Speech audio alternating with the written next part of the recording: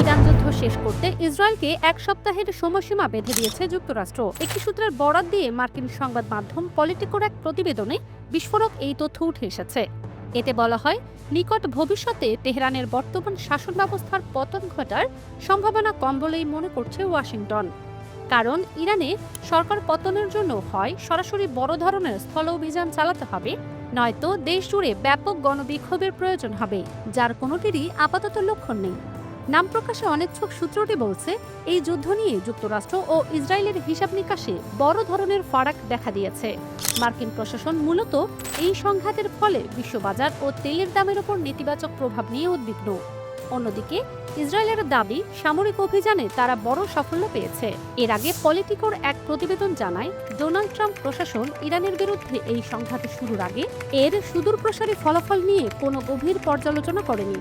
সংঘাত শুরুর পরপরই এর সরাসরি প্রভাব পড়েছে তেলের বাজারে। অর্থনৈতিক বিশ্লেষকদের বরাত দিয়ে ওই প্রতিবেদনে বলা হয়, ট্রাম্প প্রশাসন এই লড়াইয়ের প্রভাবকে অনেকটা হালকাভাবে নিয়েছিল।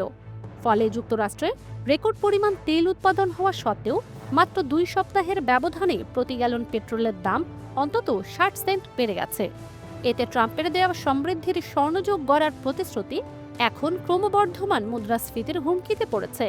পলিটিকো আরও জানিয়েছে, মার্কিন জ্বালানি মন্ত্রী ক্রিস রাইটারের আশ্বাসেও বিনিয়োগকারীরা শান্ত না হওয়ায় পরিস্থিতি নিয়ন্ত্রণে আনতে ট্রাম্প যুক্তরাষ্ট্রের কৌশলগত মজুদ থেকে 17 কোটি 20 লাখ ব্যারেল তেল ছাড়ার নির্দেশ দিয়েছেন।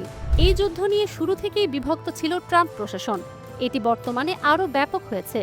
ট্রাম্পের এক উপদেষ্টা ও আলোচনার সঙ্গে ঘনিষ্ঠ আরও কয়েকজনের মন্তব্য অনুসারে কিছু কর্মকর্তা ও উপদেষ্টা সতর্ক করেছেন, পেট্রোলের দাম হঠাৎ বেড়ে গেলে ইরানের ওপর যুক্তরাষ্ট্র ইসরায়েলি হামলার রাজনৈতিক মূল্য দিতে হতে পারে।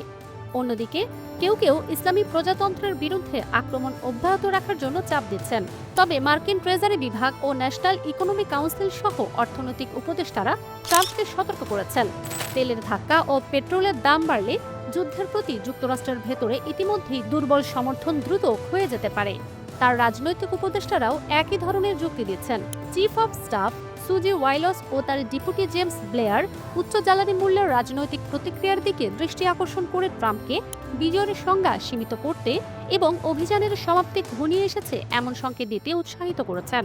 ট্রাম্পের সাবেক উপদেষ্টা ও কৌশলবিদ স্টিভ ব্যানন এবং ডানপন্থী টিভি ব্যক্তিত্ব টাকার কার্লস প্রকাশ্যে ও ব্যক্তিগতভাবে ট্রাম্পকে দীর্ঘস্থায়ী মধ্যপ্রাচ্য সংঘাতে জড়িয়ে না পড়ার আহ্বান জানাচ্ছেন।